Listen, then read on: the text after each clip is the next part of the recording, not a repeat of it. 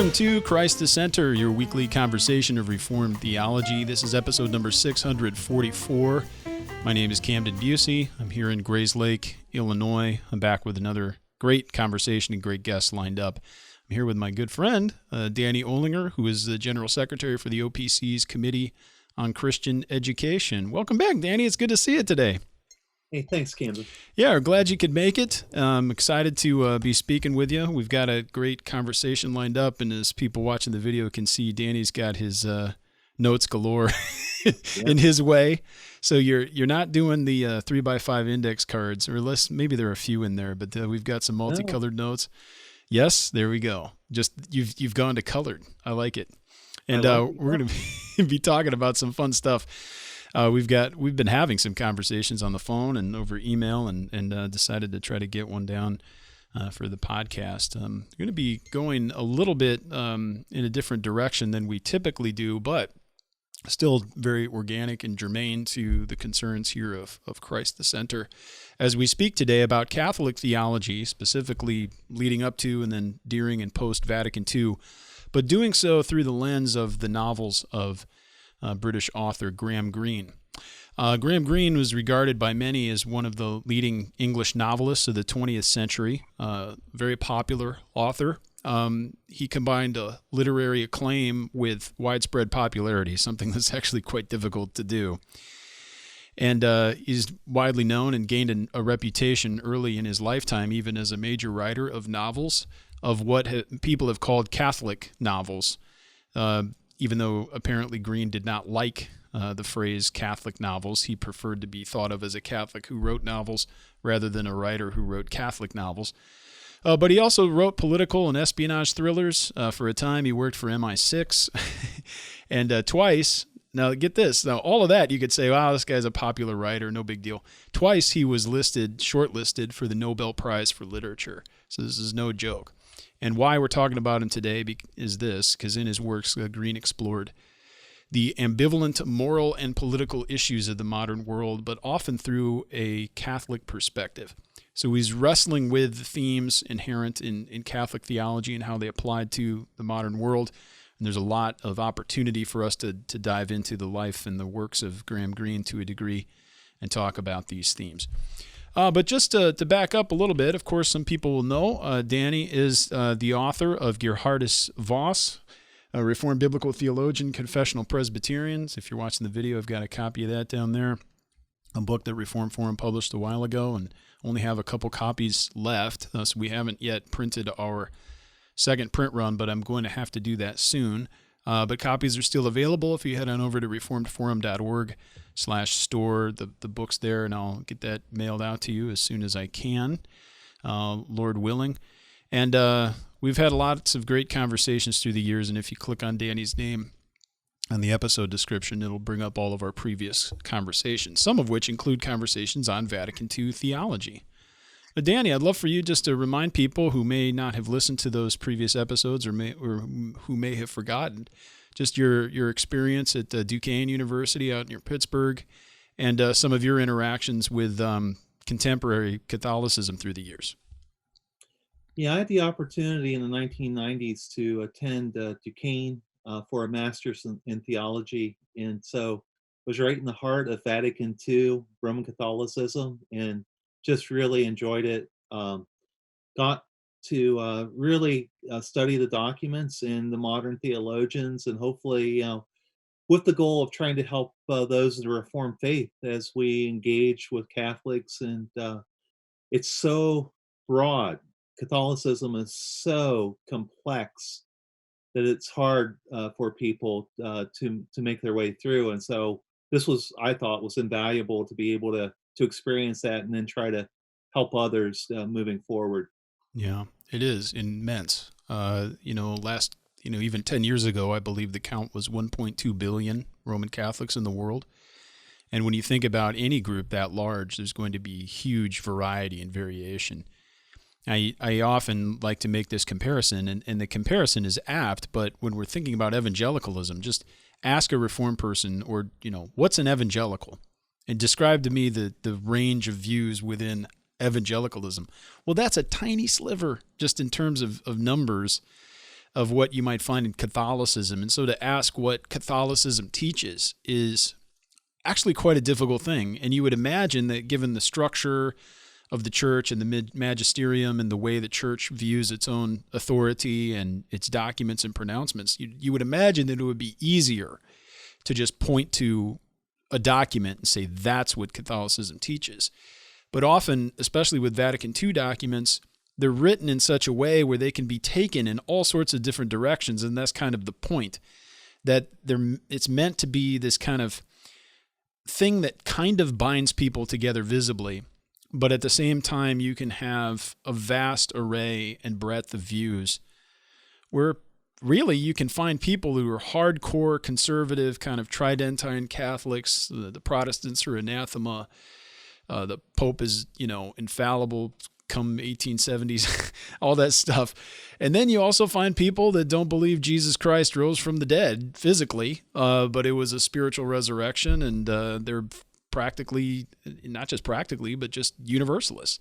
God's grace is available in the world. The world itself is a sacrament, and if you try to be a good person and transcend yourself and you give yourself up to the mystery on the horizon of your existence, it doesn't matter whether you are an explicit professing Christian, or if you're a Muslim or a Jew or a Hindu or just a flat-out professing atheist, God will meet you with his grace wherever you are in that moment of giving yourself over. You can be, yes, an anonymous Christian.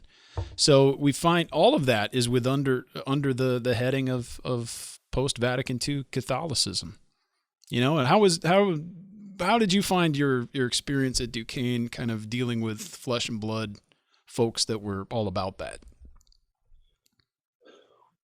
Wow, it was an eye-opener in regard to, I thought, for instance, the ancient church, the ecumenical councils, I'd have safe common ground there. And I found out very quickly that it was a radical reinterpretation of so much of what the church had done. But because it was the church, the magisterium that ultimately determined the truth, didn't really matter. Exactly. So it was just an eye-opener. It was modern Catholicism has a place for everyone, and that's what the earthly genius of Vatican II was. By adding experience to the sources of authority, so you have scripture, tradition, reason, experience. You have everything covered, and it's just ingenious in that respect. I found that hard to grasp when I first encountered Vatican II theology, that typically what the Reformed people, and Protestants, we typically look at Catholicism, and if we find some contradictions within some of the official teachings in the past, then people are apt to say, well, look, there's a contradiction, therefore the church cannot be demonstrating its infallibility and authority, therefore, it proves that it's wrong and incorrect. But post-Vatican II, the church typically doesn't care about things like that. And the doctrine can change over time, and not just in the sense of John Henry Newman's kind of development of doctrine, but in a real kind of modernist philosophical sense.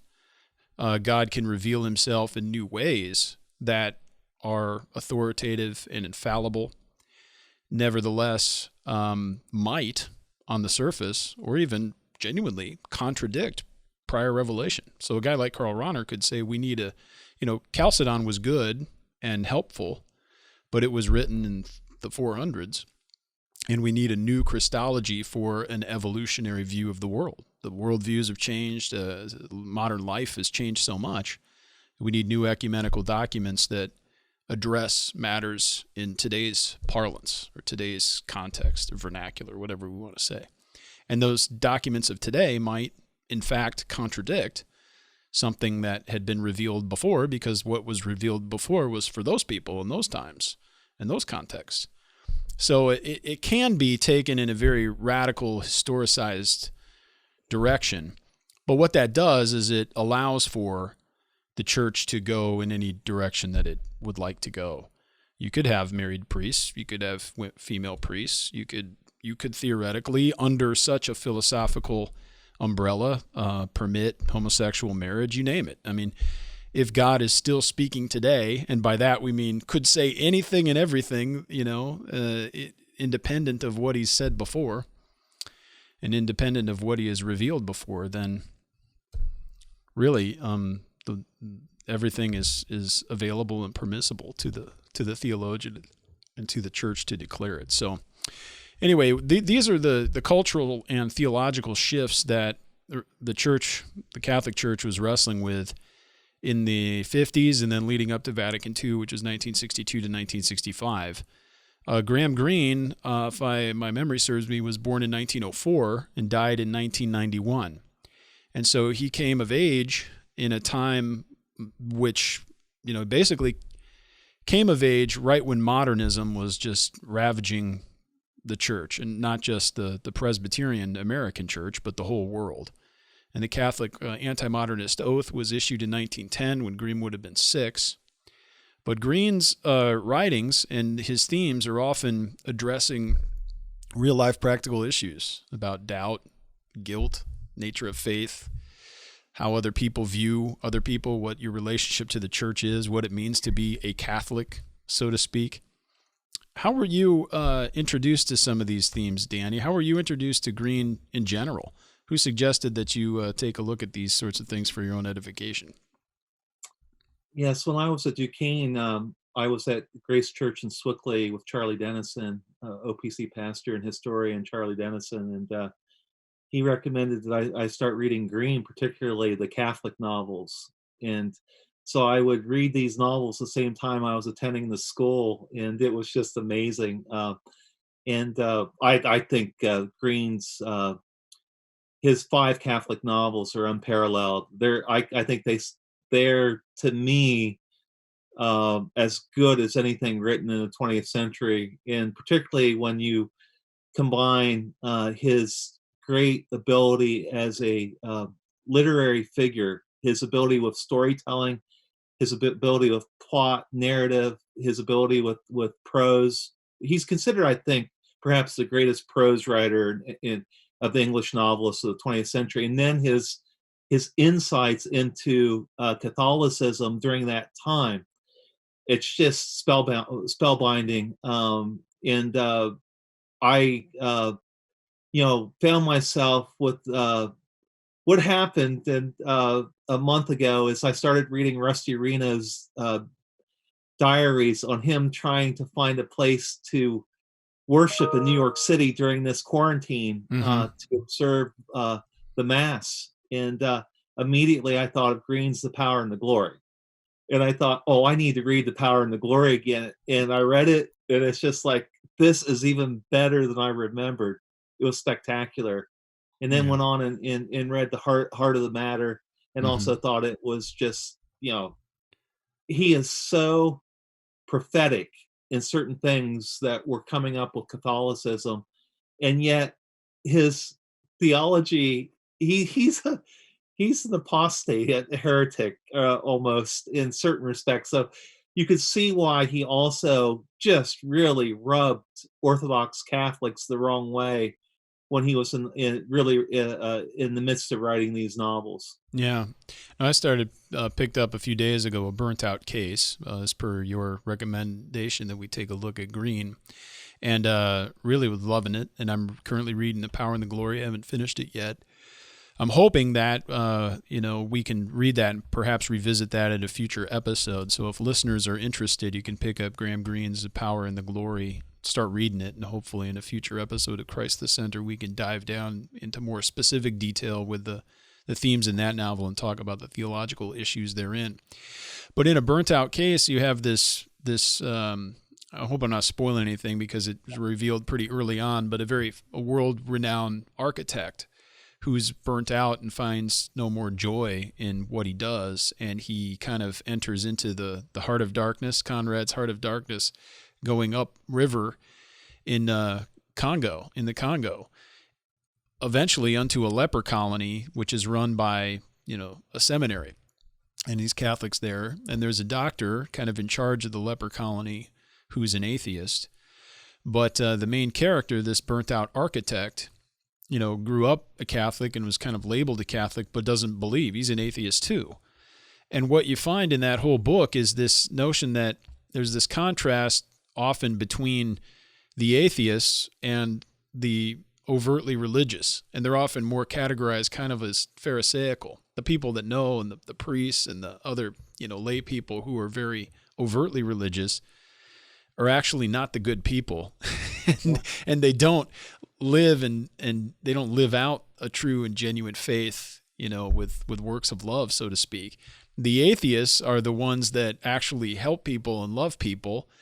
But then what's interesting is that the main burnt out character keeps telling everyone he doesn't believe, like he's not a Catholic. He doesn't think these things, but they lift him up as a saint because he does certain things that they appreciate. And then they all kind of rally around him and look to him for advice and everything. And there's a very surprise kind of turn of events and everything. So it's worth reading to read the rest of A Burnt Out Case. But the many themes there is a lot of critics have kind of identified the main character as a reflection of Greene himself, who did not believe these things or struggled with faith, is more of an outward Catholic, if anything, Catholic in name only, but would be open and honest about what he believed was right and real and true and whatnot.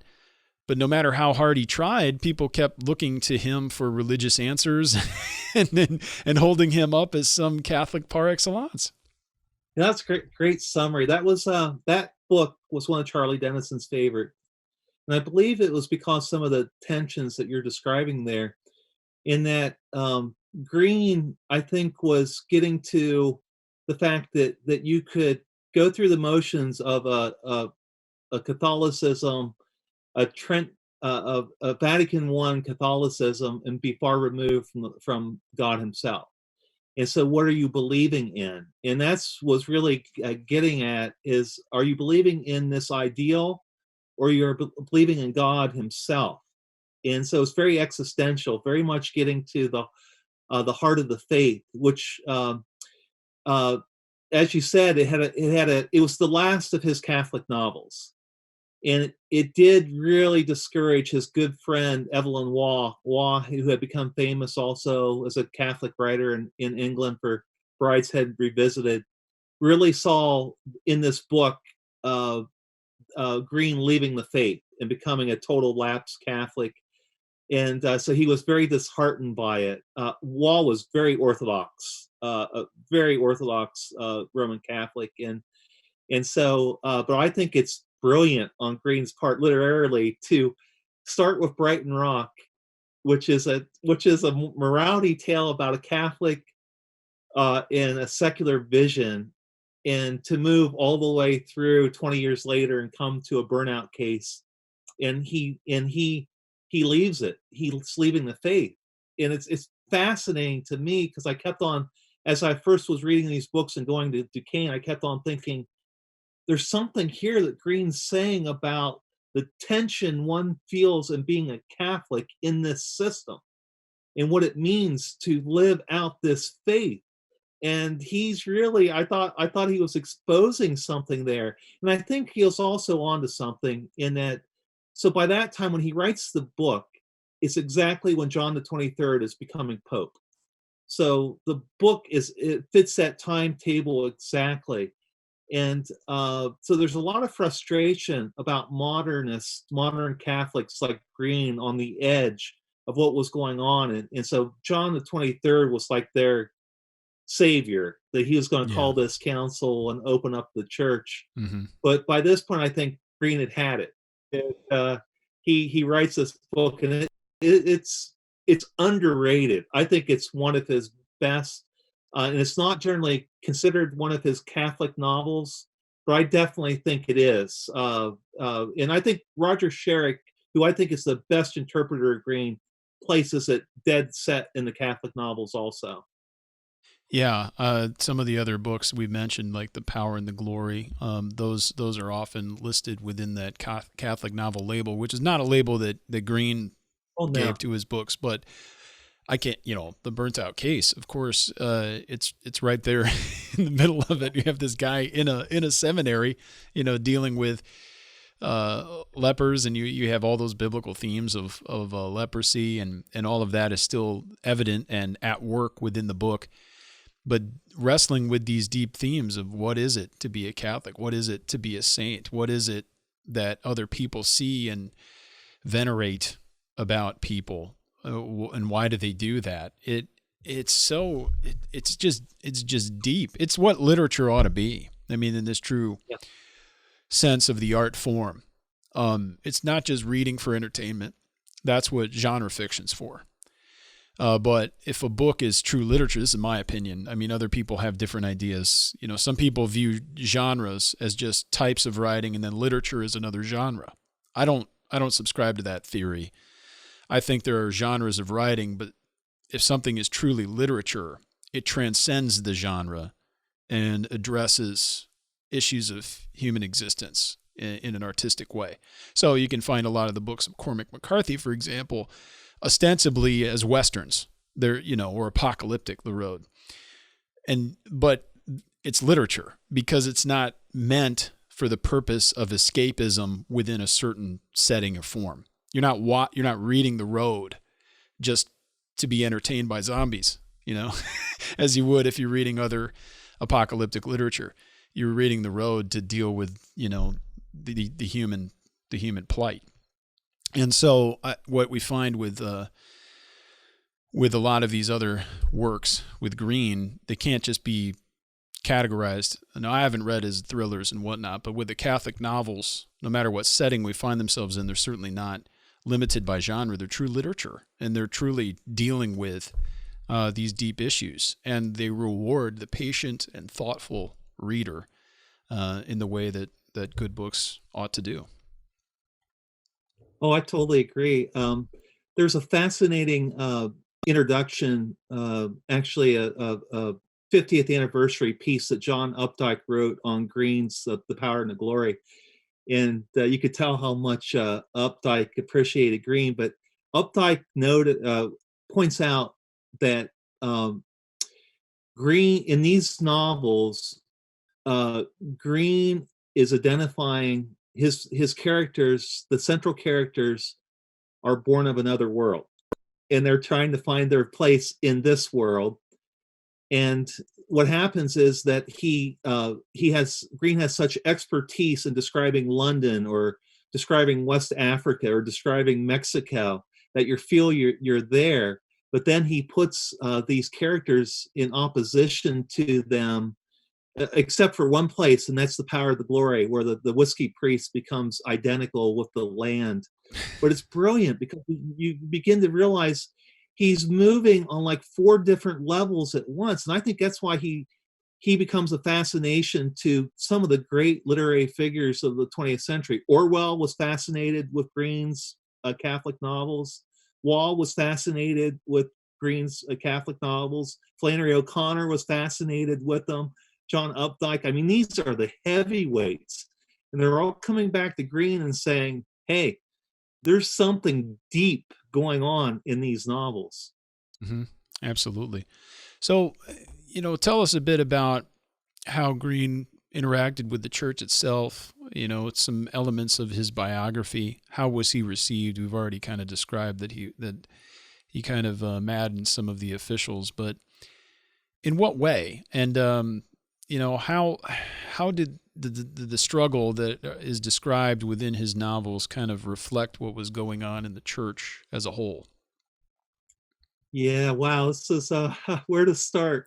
Um, he converts to Catholicism to marry a Catholic, but his heart has truly changed, it appears. Now, this becomes autobiographical in some of these Catholic books. The Heart of the Matter uh, is along these lines, and The End of the Affair is along these lines. But what happens, I think, is that there's some world events really really draw him in. So first he goes to Mexico. He's writing these travel books, and he gets in southern Mexico and he learns about the persecution of the priests there. In the 1920s, over 4,000 priests were killed in Mexico. And the church there was an atheist dictator on the throne. And this really impacts him in regard to what's going to have a lasting value. What is indestructible? Will this dictator be the one who lasts, or will the church be the one that lasts? And so that really, in that sense, he is inspiring. But here's what's maddening to the Orthodox Catholics. So, in one sense, he creates this tension between the city of God and the city of man, and it's Augustinian. But on the other hand, he believes in regard to the fiction that what is of interest to him is the mixed human heart. So he's always thinking about the dark side, or the edges between loyalty and disloyalty, between fidelity and infidelity. And he's also carrying with him an incredibly accurate notion of the church, the Roman Catholic Church, that is, in that the morality of the office does not impact the sacrament. And so he makes his Catholics the worst moral people you would ever find. Right. So his very first book, that really the Catholic novel, Brighton Rock, which is a famous book, famous movie about it, he makes the protagonist a 17-year-old murderer, Pinky, gangster, who is utterly obsessed about Catholicism, or at least he's a catechized youth who believes in repentance and hell. Right. And so this just infuriates the Catholics. It's like, he's committing all these mortal sins, and you're giving him a pass, and you're saving him at the end of the book. And so he takes it one step further in The Power and the Glory, and he makes this this moral, figure who's very contra what Catholicism believes about sin, the whiskey priest. So the whiskey priest is father's an illegitimate child. The whiskey priest basically does everything that would violate good Catholicism, but he has this belief that there's no salvation outside of the church, and he's willing to die for it, even though he's a coward, as he goes about trying to do that. And so what happens is, this is the point where the Holy Office condemns the Power and the Glory. So back then in the 1940s, you had the Holy See, the Holy Office. There would be a prohibited list, and they put this book on the prohibited list because he basically in the book just tramples upon Catholic morality. And he's basically saying, this mortal sin stuff, I don't believe one bit in it, but I do believe that salvation is only found in the church. And so that becomes a great tension with Greene's Catholic novels, with the magisterium. By the time he gets to the heart of the matter, it becomes even worse, because Greene doubles down. And he has the main character be a practicing Catholic who in the end commits suicide. And so again, this is where George Orwell really took Greene to task. And he said, look, if you're saying all these things about the church, then why are you not having any of your characters actually be affected by grace and actually repenting and living like they actually believe there's a heaven and a hell, which is an incredible exchange. Orwell published that in the New Yorker in 1948.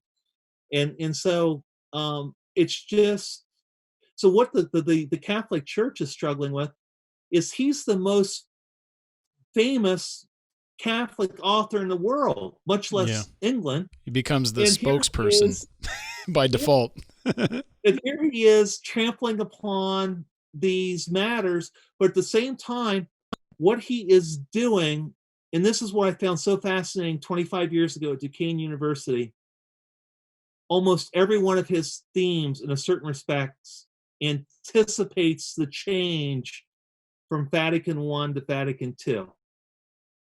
He is ingenious in getting at, this is how Catholicism needs to change, because it's not getting to the true faith as it should, but yet there's no other hope for the world except in this faith. Yeah, there's a lot going on there, and Vatican II came about. John the 23rd called for it, 1962. John the 23rd was almost universally well liked. He was a gregarious fellow, and it might not have been possible for another pope to have called the council, certainly not in the way that he did. But he didn't live very long, and he died during the council, and Paul VI took over. And there's questions as to how the council might have turned out differently had John the 23rd seen it all the way through.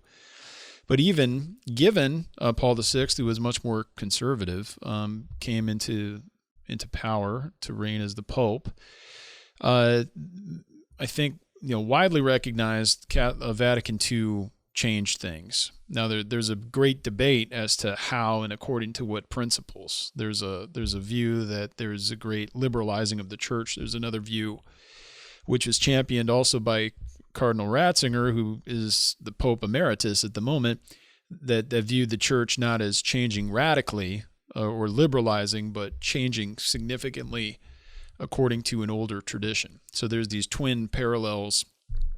And I don't think we always have to see them as like a diametric opposites, polar opposites, but there's aggiornamento, which is this Italian word for updating, where they wanted to open the windows of the Catholic Church and let the fresh airs come in to refresh the doctrine and life. And then this notion of risorgimento, which is a return to an older, more pristine tradition. So I don't know. I wrestle, and I take more the liberalizing side of things, even though the Pope Emeritus doesn't, but I think the current Pope probably does. So we have a battle between Ratzinger and Bergoglio or Francis. You can watch Netflix, The Two Popes, if you want a kind of a semi-fictionalized account of those two. But what we do find is that either road you take, whether you are viewing or categorizing the changes of Vatican II as a radical change or a significant change according to an older, purer tradition, the fact of the matter is there's a big change one way or the other, and it's different. And the church now is addressing and approaching world religions, for example, and social issues in a completely new stance and a new standpoint. And I don't know. I mean, I'm a neophyte to Greene, but when I read his books, it seems as if the struggle he's experiencing is really he's the subject, the needed subject of the aggiornamento. I mean, he's wrestling with and living the stresses that brought about the council to begin with, so to speak. And the fact that the council was called by John the 23rd, and then they were seeking to update the church to meet the needs of the modern person in one way or shape or form. They sought to, I think, add some hope or some salve to some of these modern problems. And so who knows how things would have turned out if Greene was born, 20 years later. It's interesting just to compare the two in the historical timeline. I want to give you a list. So, and then I'll reveal the list. But in reading Greene's Catholic novels, I think all of this can hold up. And then I'll reveal the list. But he is often putting over against one another in tension or in contrast. Definition versus mystery. Ruling, serving. Fault finding, appreciation. Behavior modification versus inner appropriation. Coercion versus conscience. Commands versus invitations. Withdrawal versus integrated. Triumphalism versus humiliation. That list, I think overwhelmingly, you can write article after article on what he did in these books on that list. But that's not a list about his books. That is a list of what Richard John Newhouse said that John O'Malley was trying to achieve in his book, in his historical writings upon Vatican II, and what happened in the church in moving from pre-Vatican II to Vatican II and post-Vatican II. This was the goal of the council. Now, Newhouse was disputing whether O'Malley was accurate. He loved reading O'Malley, thought he was a lot of fun. He actually thought, O'Malley leaned left, and Newhouse would be more in line with Matthew Lamb and Levering. But I found it fascinating to think about these terms in regard to Greene, because this is exactly what he's getting at. He's saying there's a definition. And so the heart of the matter is really the clearest. And the heart of the matter is so incredible, because at the end of the book, when Scobie goes to write, he's going to commit this suicide, there are these handcuffs above his desk as he writes. And he is locked in, handcuffed by Catholicism, which will not allow him to give his heart to others. And he is going to do this act, which is an unpardonable sin in Catholicism. And Greene is more or less saying, this is what the strict definition, this is what morality by seminarian rule of thumb has brought Catholics to in certain respects. And so Greene does this unthinkable thing. He has this Catholic commit suicide in order to find peace and salvation. Oh, yeah.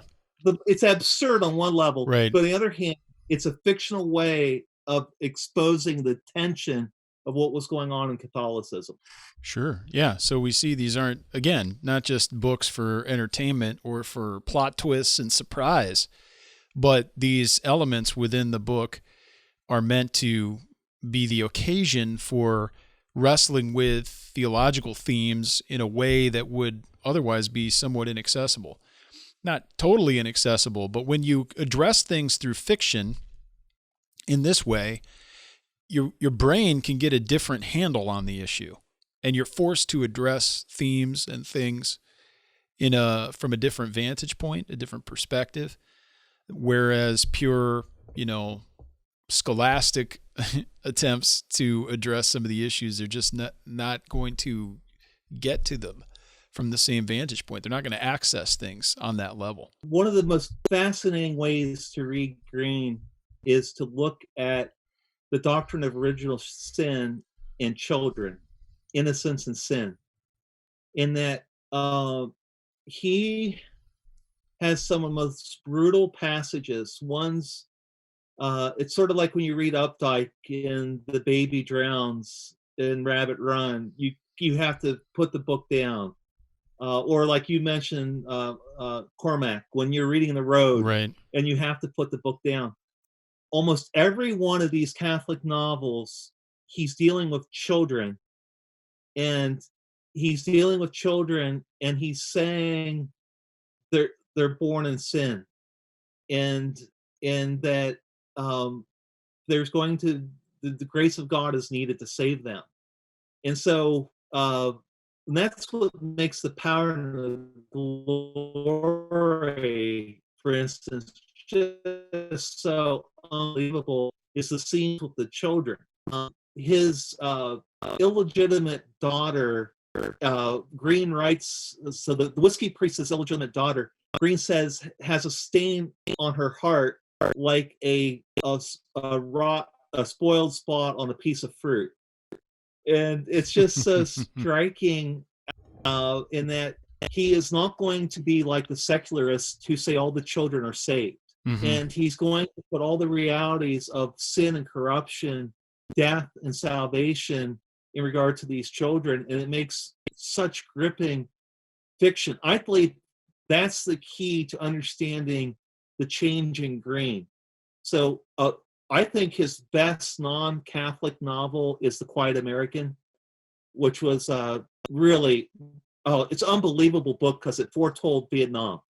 And it's held up today politically as one of the classics of the 20th century for that But that's where he really starts to make a transition, where he starts to think of innocence in children, not in theological terms, in regard to the church being the only hope of saving, but he starts to think in terms of innocence in the political aspects of what it means in this world. And so it's not to say it isn't a Quiet American isn't a great book, but he pivots a little bit. But when we're believers and we're reading this literature and we're seeing how we're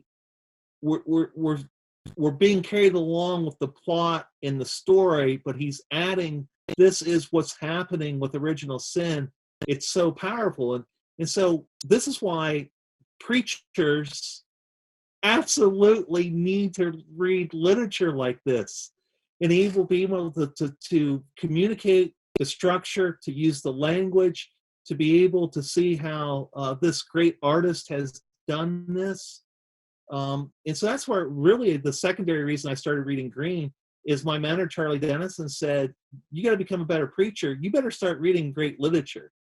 And this was 10 years before T. David Gordon, wrote his great book on why Johnny can't preach. In that, we've lost a sense of not only handling the narrative of the Bible, but also then putting it together in a way that can communicate these great themes, but also doing it in a way that this proclamation has an impact upon people, in which how you put it before them.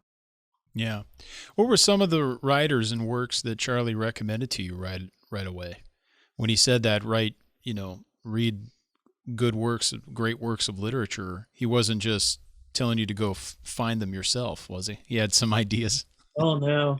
Well, we basically the classics, he was an English major at Geneva College, so that was his major, and so from Faulkner and Greene and Flannery O'Connor and Hemingway, the classics, Fitzgerald. So those were ones we always talked about. We talked about all their novels and just what they were doing, and then would talk about the theology behind them. So I actually played upon that whenever we would have these talks. I played upon Steinbeck's novel Travels with Charlie. Oh, he yeah. also liked Steinbeck, so that's how I labeled all my. Well, in this case, Charlie was a dog, right? Yeah, I know. And when Charlie found out I was doing that, he laughed and laughed and laughed because he understood too that I was the multiple things that were going on there.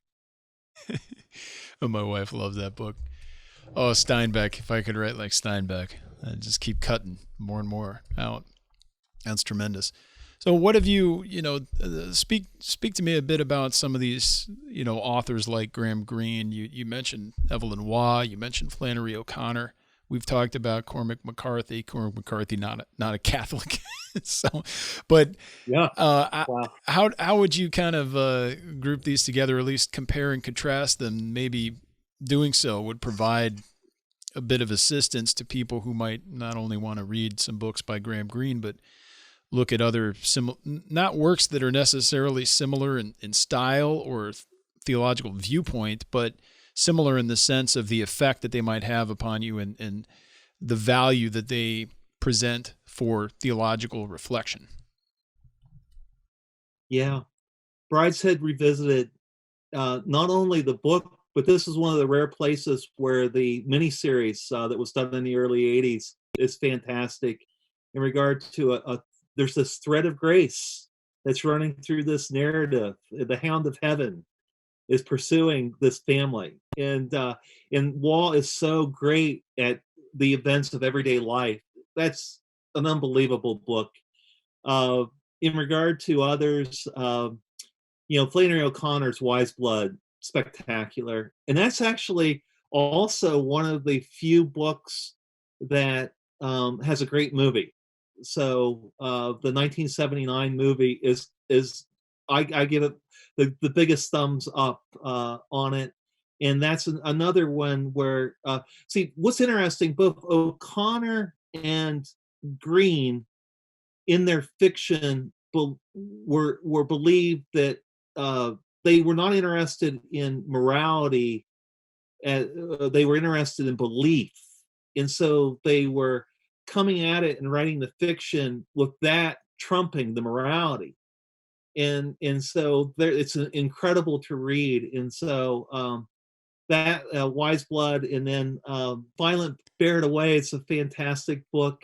The same type of aspect in that belief trumps morality in this fiction. And so this is why I think that both Greene and O'Connor, as much as they were different, didn't want to be labeled as Catholic writers.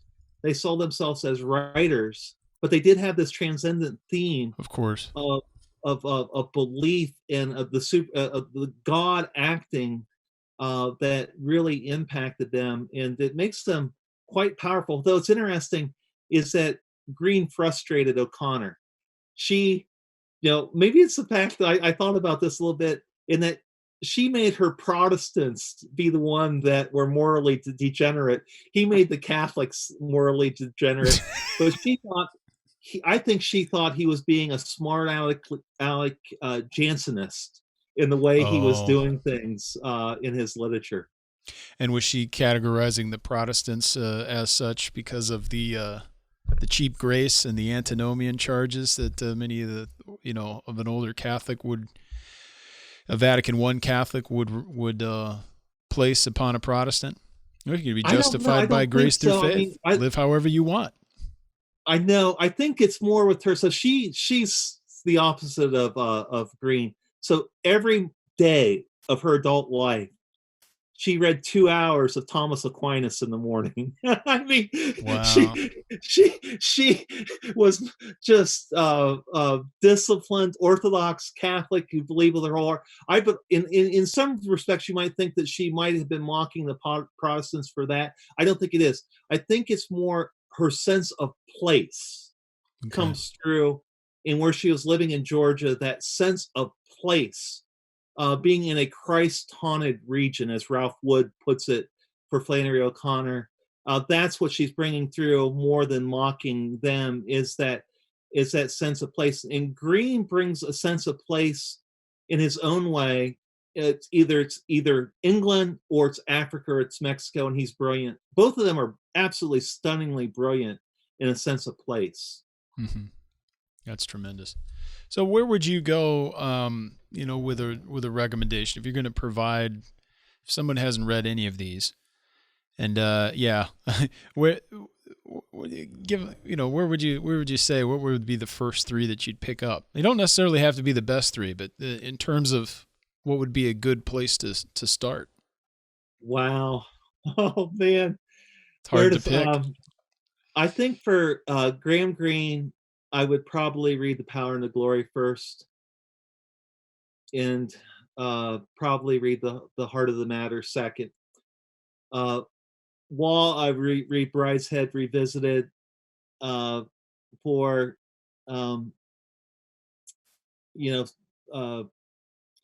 Updike, I would read The Beauty of the Lilies. Is probably what I would read. Yeah. I would read The Road. My favorite. Yeah. I think you have to. I mean, so what's interesting is that there's a strong case to be made in Greene's Catholic novels that he was writing these against the backdrop of heaven and hell and of grace and judgment. There's a very strong case that in other words, there's an eschatological underpinning to everything he's doing. Cormac, I think, is brilliant, and then I think he removes that eschatological underpinning and shows you the horror of a world without this eschatological hope. And so it's almost as if these novels could be juxtaposed against one another, so that in No Country for Old Men, it's a flip of the coin all the time what happens. Right. Whereas in Greene's novels, it's the hound of heaven through the church and the sacraments that is going to make the difference. So it's an incredible I think, literary juxtaposition there. Someone Yeah. should do a PhD or thesis on that. Oh my! I read a PhD thesis on Cormac McCarthy's Blood Meridian, which is kind of inconclusive. But if anyone has some theories on the ending to that, and especially, there's a lot of borrowing from Melville and Moby Dick in there because the villain is kind of the white whale, but there's also these odd, I think, Zoroastrian themes kind of in the book. But that you're gonna see just a godless universe. I mean, and just the depravity of humanity unrestrained, not just total depravity, but if you want to see something bordering on utter depravity, Blood Meridian is that. But The Road also dealing with those themes. It's a father-son story set in an apocalyptic world. And if you didn't like the movie, I particularly didn't think the movie was that bad, but I love the book. But a lot of people don't like the film. But if you didn't like the film, still read the book. The book is tremendous. It's a father-son story, but he's just offering hope and protection to his son after his wife abandoned them or basically killed herself in the woods because she couldn't. We're dealing with this pandemic now, right? So you can imagine living in a much worse version of that for several years, what that might do to somebody. And they're just traveling toward the coast, with a shopping cart, trying to get to the coast. And he keeps telling his son to look to the light inside him, and things are going to be better when they finally reach the coast. And the son is, I don't know how old he is, 8, 9 in the setting. And he's going along with it because it's his dad, and you believe your dad, and your dad's telling you to do this, and and he's striving, and the father has nothing to live for except for his son, and what and what's so heartbreaking about it is his father doesn't know anything. His father has no secret info about something being better at the coast. He just needs something to live for. But within this worldview that McCarthy's constructed, it's not an eschatology of a belief in a true supernatural or in anything existential. It's just made up, and he's just striving and trying to construct his own hope and pass that on to his son so that they don't die in utter despair. It's kind of existentialist in the sense like the only rational alternative, if this is the way the universe really is, the only rational alternative is suicide. Just stop it rather than persist through this godless, pointless existence. Yeah, just your description of that, which is so helpful, is takes me back to Charlie also wanted me to read Camus, wanted The Stranger, the play, right. The Fall, and just how powerful they are from a true literary genius philosopher who was also an atheist and had this closed system of the absurdity of what we're going through in this life, and very reminiscent of that. And so it's interesting in this literature, I think we're kind of drawn as Reformed believers to those who have bringing in the elements of faith, like Greene and O'Connor, and those who, like McCarthy and Camus, on the other hand, who are showing the very consistent in their approach and what this in philosophically, and yet having a really a way of moving forward the pages in a satisfying, really deep way. It's I find that fascinating that we would be drawn to those type of authors. Yeah, absolutely. Yeah, this is really where it's at. The rubber hits the road, and that's what I want when I'm reading a book, a book of fiction, a book of literature, is to be affected. It's the same thing with a film. I want to be affected. And okay, once in a while you watch something for escapism. You just want to be entertained. You want to laugh. Watch Bill Murray. That's fine. But Bill Murray is also an artist and is in films that will affect you too. But, with a book of literature, with these books we've listed, they're books that you can't trifle with. You shouldn't. You really read them. You need to think. But at the same time, they're not textbooks, and they're not dry or boring. They are entertaining and enjoyable, but of a much more sophisticated way and with such great depth. So reading literature is important, and it's good for your mind. It's good for your mind. If I had time here for just one sidetrack here, it's interesting to think about in regard to these novels we're talking about. A lot of them were put into film form, and it's fascinating to me on what works in film coming off a novel and what doesn't. Greene had almost every one of his books made into a film, and there's only maybe one or two that I think hold up. And sometimes there's restrictions, like when John Ford made The Fugitive in the late 40s, he had the prohibition. He couldn't really, which is based upon The Power and the Glory.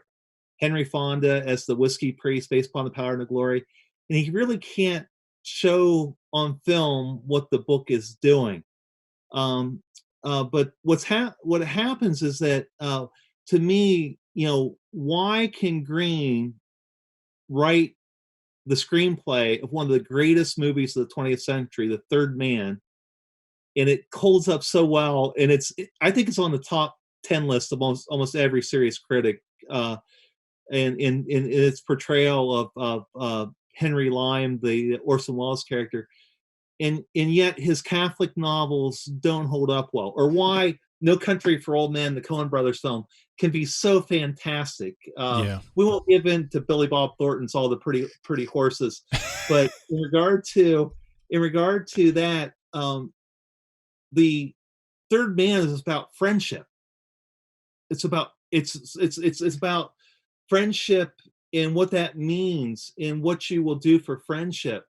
Whereas all these Catholic novels, there is this element of faith, that which is unseen, God working in invisible ways. And what happens when you try to transfer that to the screen, it doesn't come off, because the screen is a visual medium.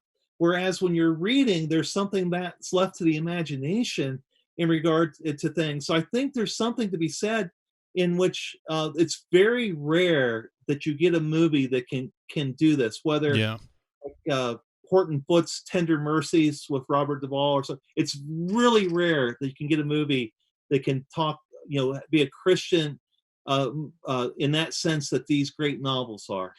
And there's also a way in which a narrator, whether it's first-person narrator, or the books I've read of Greene are third-person narrator, but they're not in the omniscient sense.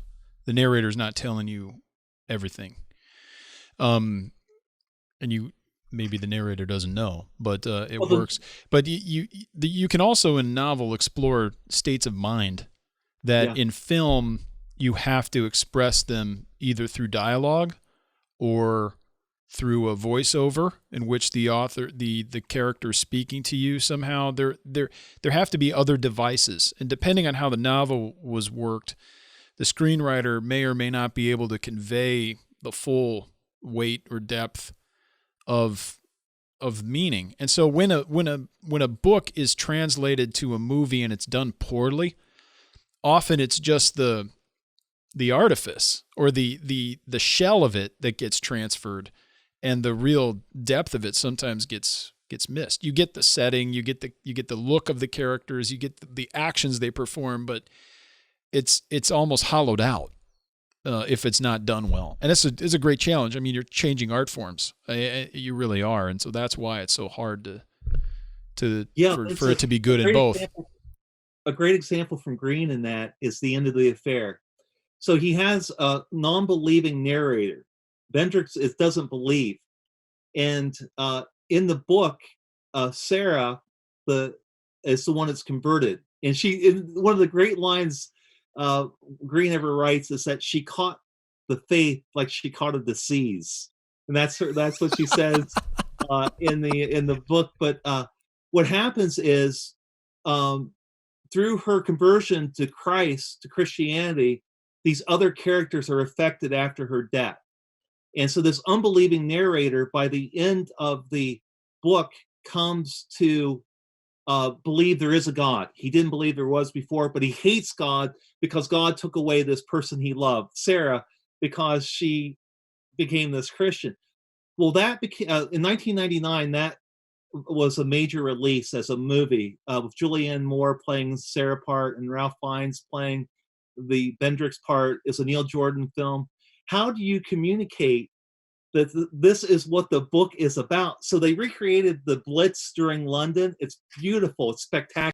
Julianne Moore looks great. The costumes, it's like as if they resurrected Edith Head. It's fantastic in regard to the look of the movie, but the book is about God working in the people after she becomes a Christian, working in the people that she meets.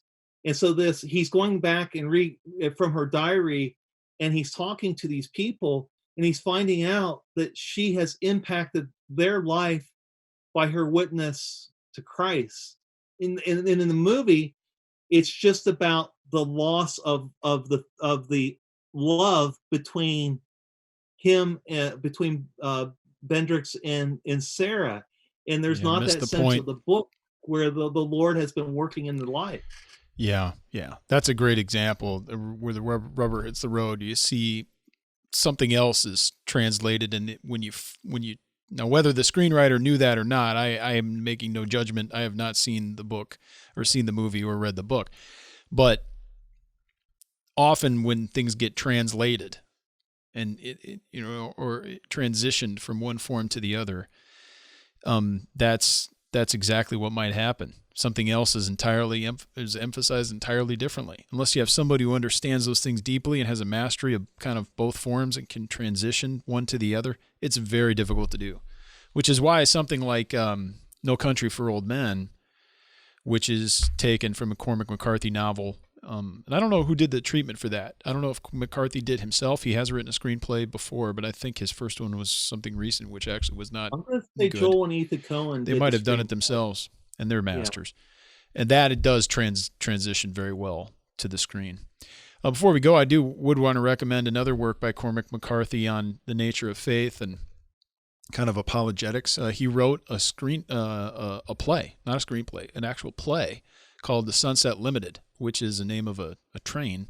And you have one guy saving another guy from getting hit by a train, and it's a 2-person, single-set play that was filmed and produced by HBO years ago. I saw it on YouTube at one point. I don't know if it's still there, but it's Tommy Lee Jones and Samuel L. Jackson, and they're just debating the existence of God and the nature of faith. It's tremendous, and excellent actors and excellent writing. I think it's a wonderful piece of work. So if you can find that, you can find the play itself and read that, The Sunset Limited, Cormac McCarthy. You can also watch the thing, and it's done very well. And since it's a play, it's acted out, so it's intended for that art form. So you don't find that mismatch necessarily. You just find an interpretation and a characterization of it on stage, and it's done really, really well. I don't know. I'd love to see that in person. I don't know if that's ever been produced. I'm sure it has somewhere. So maybe when life comes back to normal, I'll go find a place that's putting on The Sunset Limited and talk about it. It's been good. Thanks for coming by, Danny. We really appreciate you taking the time to talk about these things. Can we attempt to have this conversation? We'll try to do the power and the glory. I don't think we need to covenant with one another and grab each other's thighs or something biblically to I'd love that. I would love to talk about the power and the glory. Well, let's try that. I'll finish it up, and if there's interest, I'm sure there will be. But people can practice or not practice. They can work on reading the book and thinking through the issues, and maybe at a future episode we'll dive down and compare and contrast and work on the issues of Vatican II Catholicism in comparison to the themes and structures of Graham Greene's novel, The Power and the Glory. So hopefully that'll come up soon, maybe in a month or so, but we'll get there. But it's been good. Thanks so much, Danny. I'm sure you've been hard at work with issues of New Horizons and other things. Of course, the OPC has announced that we postponed the 2020 General Assembly. But is everything with Christian Ed and other things in the office going to be okay for the time being? Are we going to get by? Yes, I mean, I look out at the world that does not have God and does not have hope, and I don't know how they're getting through this, and just so thankful for the grace of Yeah. God and knowing, Christ is reigning above, and we're and it's also really I'm really thankful to be a part of a church that we've talked a lot about Catholicism today, that puts its hope in the risen Christ Yeah. and not Right. infallible individuals or institutions. So, Right. Amen. Yeah. Set your minds on the things above, where Christ is seated at the right hand of God the Father in glory. That's where we belong. If we're united to Him, that's what we ought to think about and contemplate and look for His return. So praise be to God for that. You can find out information about what the OPC is up to and the Committee on Christian Education at opc.org. Danny is also hard at work with the Committee for the Historian. They have many publications, and a lot of things are available you can find at the OPC website. And of course, grab a copy of Geerhardus Voss, the wonderful biography that Danny wrote. It's available at Reformed Forum, along with other places, Amazon, Westminster Bookstore, Reformation Heritage Books, and some places in around the world. The Reformers Bookshop down in Australia, New Zealand. So if you want to get a copy, you can do so there as well. And if you got any questions, you can head on over to the website and click on the contact links and get in touch with us, and we'll try to get back to you as soon as possible. But I do want to thank everybody for listening, and we hope you join us again next time on Christ the Center.